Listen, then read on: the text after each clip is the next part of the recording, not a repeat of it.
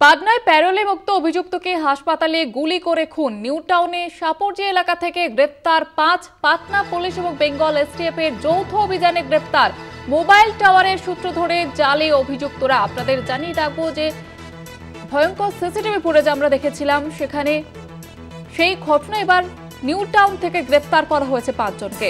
Bihar police এবং Bengal STF এর হাতে গ্রেপ্তার। পাটনা পুলিশ এবং বেঙ্গল এসটিএফ এর হাতে গ্রেপ্তার ওই 5 জন, এমনটাই জানা যাচ্ছে।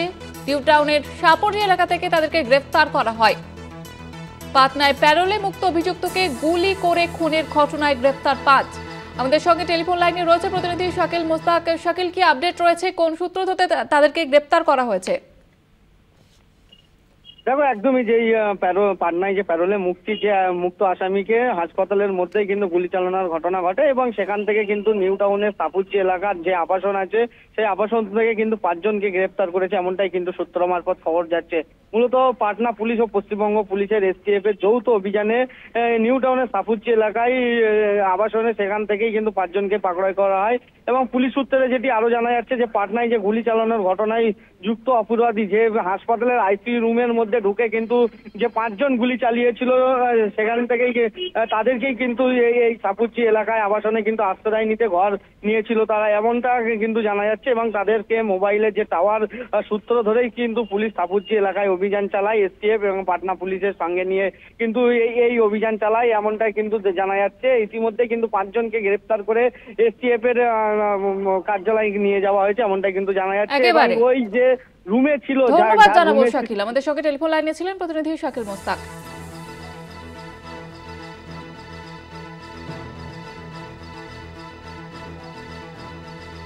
পাটনায় প্যারোলে মুক্ত অভিযুক্তকে হাসপাতালে গুলি করে খুনের ঘটনা এবং যেমনটা জানা যাচ্ছে যে নিউ টাউন সাপরজি এলাকা থেকে আটক বেশ কয়েকজন।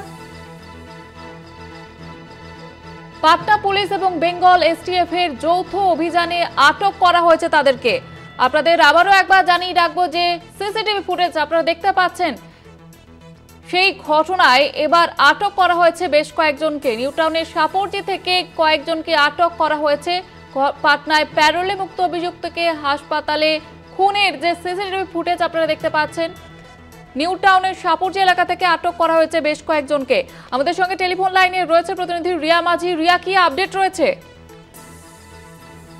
জানিয়ে রাখবো যে পাটনায় যে গ্যাংস্টারকে খুন, হসপিটালে ঢুকে 5 দুষ্কৃতী তারা আইসিইউতে ঢুকে খুন করে। প্যারোলে ছিল সেই গ্যাংস্টার, বিহারের একটি হসপিটালে সেখানে ঢুকে রীতিমতো তাকে খুন করা হয়। এই ঘটনায় তোমাকে আরেকবার জানিয়ে রাখবো যে পাটনার প্যারোলে মুক্ত আসামিকে হাসপাতালের মধ্যে গুলি চালানোর অভিযোগে ইতিমধ্যেই বেশ কয়েকজনকে আটক করা হয়েছে বাংলা থেকে বলে এমনটাই জানা যাচ্ছে।